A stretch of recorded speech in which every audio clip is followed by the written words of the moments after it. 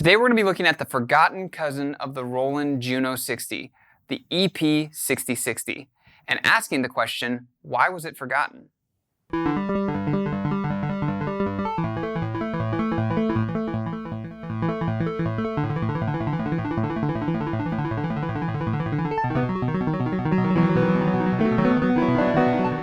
Hi, this is Zach Marr from Alamo Music here in San Antonio, Texas. You can find us online at alamomusic.com. If you haven't already, hit the subscribe button and turn on your notifications. This is our Alamo Sound Loud channel where we go over all things music technology related. Vintage analog synths, modern analog synths, microphones, digital synths, interfaces, all of it. And today we're going to be looking at another synth that time forgot, the EP-6060. The little brother, the cousin, whatever, of the Juno 60. So in order to kind of get a sense of what this is, you have to look at the history of Roland product releases and where this fell into that history. So interestingly enough, the EP-6060 was released the same year as the Juno 60 in 1982. And it is not memorable. People often, you can barely find information on this on some of the synth forums online, and even on some of the Vintage Synth Explorer doesn't even have a page for it. It's kind of just forgotten about, and whenever it comes up, people try and you can look online and kind of say and see people trying to figure out what it is. And it really belongs to a history of Roland's product releases that were more for the home market, such as like the HS60, which was like a home version of the Juno 106. And there was predecessors to this, the EP-09 and I think the EP-30, which were electric piano kind of home style synthesizers. And really, it's a one-trick pony. It's not designed to do anything but a piano sound. And the piano sound it does is not really sound like a piano at all. It's pre kind of JX8P and DX7, where the piano kind of piano analog and digital emulations got a lot more realistic. This sounds very much like a EP style voicing that you find in kind of digital synths when they're doing like retro EP voices. It's very much it sounds like a whatever kind of sound wave is in there. I think it sounds kind of like a square wave to me. I don't know. It doesn't have that on here. So very basic. Tonally, the reason I kind of say it's the cousin or the little brother of the Juno 60 is it has a similar feel to the bass tone of it. There isn't different kind of wave shapes that you can select between. There's no sub-oscillator, but there is a graphic equalizer where you can kind of sculpt the tone. And what's interesting is it has two different oscillators in it, and you can tune them. So you can get a kind of chorusy phasing effect by detuning one of the oscillators in reference to the other one. And it has an awesome arpeggiator, which is actually more complicated than the Juno 60's arpeggiator. The arpeggiator in the EP-6060 is got a bunch of different variations in terms of patterns. It's not simply up, down, and octaves. It's got different beat patterns and different kind of basic patterns. And so I think it's like up to 16 different patterns depending on which configuration you do it. And it's got a DIN out so you can sync it to other devices and kind of get it in sync. But it's a strange little piece. The other things that are notable about it, it has a upper harmony kind of intelligent computer. So when you're doing, you can split the keyboard and do an arpeggiator on the bottom and then have it harmonize some of the notes that you play on the top. Pretty primitive version of that. You find that in later synthesizers and organs, but still kind of a cool feature. And you can also change the decay, so kind of change the way it sustains, and as well as there's a couple different tones and octave settings that you can choose on the different voices. So it's pretty basic, but to me, it's almost like a budget Juno 60. You can find these for a couple $100s, and it really does some interesting tones.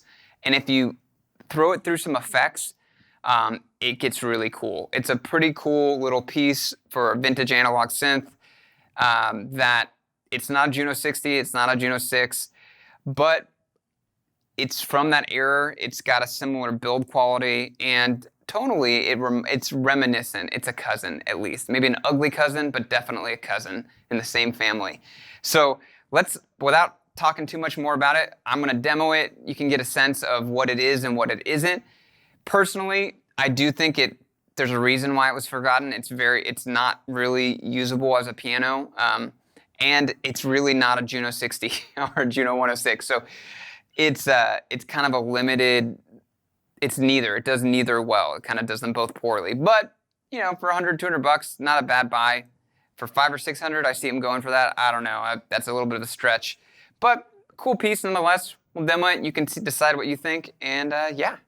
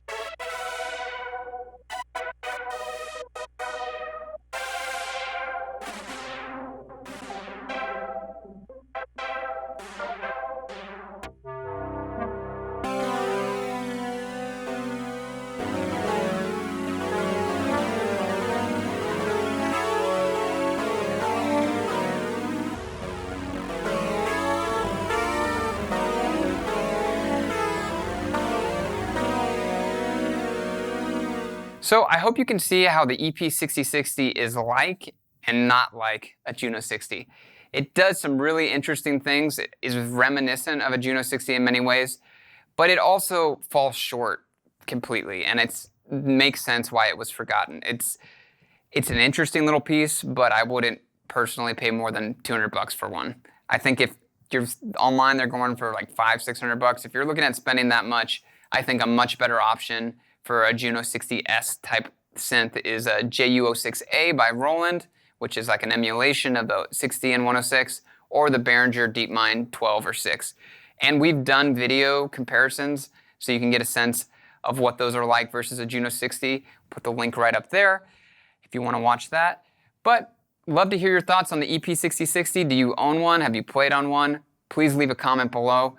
Also, would love to know any ideas you have for future videos that you might want us to do on topics like synths that time forgot. Please leave it below. And again, we'd appreciate it if you hit the subscribe button and turn on your notifications. And if you want to contact us, again, you can find us on alamomusic.com. You can chat with us, give us a call, email us. We'd love to talk to you about music technology. So until next time.